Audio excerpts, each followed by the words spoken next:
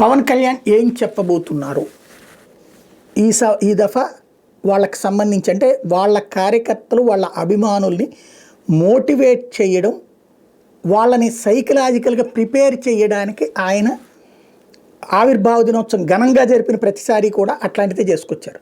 మొదట్లో ప్రారంభోత్సవం తర్వాత మళ్ళీ కరెక్ట్గా ఎలక్షన్స్కి ముందు 2 ఏళ్ల ముందు జరిగినటువంటి ఆవిర్భావ దినోత్సవం ఏదైతే మంగళగిరి ప్రాంతంలో జరిగిందో అక్కడ కీలకమైంది.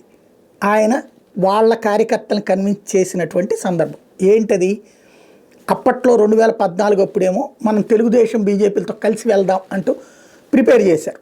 తన అభిమానుల్ని, తన కులస్తుల్ని, తనకు సంబంధించినటువంటి నమ్మే కార్యకర్తల్ని, వీళ్ళందరినీ కూడా 2022 ఆ టైంలో వచ్చేటప్పటికి ప్రభుత్వ వ్యతిరేక ఓటు చీలనివ్వకుండా ఉండటం కోసం అని చెప్పేసి మనం కలిసిపోవాల్సిందే తెలుగుదేశం భారతీయ జనతా పార్టీలతో అన్నటువంటి మళ్ళీ ప్రకటించారు.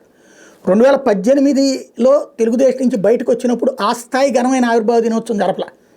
తెలుగుదేశానికి వ్యతిరేకంగా ఒక 6 నెలల పాటు రాష్ట్రం అంతా తిరిగారు. ఆ తర్వాత మళ్ళీ జగన్కి వ్యతిరేకంగా తిరిగారు. కానీ ఆ టైంలో ఈ స్థాయి ఆవిర్భావ దినోత్సవం జరపల. మళ్ళీ 22లో జరిగింది. ఆ రోజున ప్రభుత్వ వ్యతిరేక ఓటు చీలనివ్వనండంతో ఆ రోజున నేను ప్రస్తావించాను. ఇక తెలుగుదేశంతో కలిసి వెళ్ళబోతున్నారు, అదే సంకేతం అన్నటువంటిది అది స్పష్టంగా కనబడింది. ఆ తర్వాత జరిగింది చూసాం.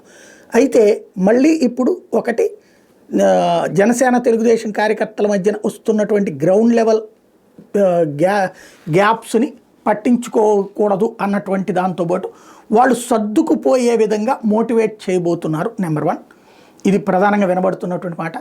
అలాగే రాబోయే రోజుల్లో ముఖ్యమంత్రి పదవి లోకేష్ తీసుకున్నా సరే ఎలాంటి నెగిటివ్ కామెంట్ రాకుండా వాళ్ళ కార్యకర్తల్ని ప్రిపేర్ చేస్తారు. దానికి జగన్ అనేటటువంటి రాక్షసుడి నుంచి రాష్ట్రాన్ని కాపాడాలంటే 15 సంవత్సరాలు మనం కలిసి ఉండాల్సిందే. అదే సందర్భంలో చంద్రబాబు గారు అద్భుతమైన నాయకుడు, లోకేష్ అద్భుతమైనటువంటి నాయకుడు.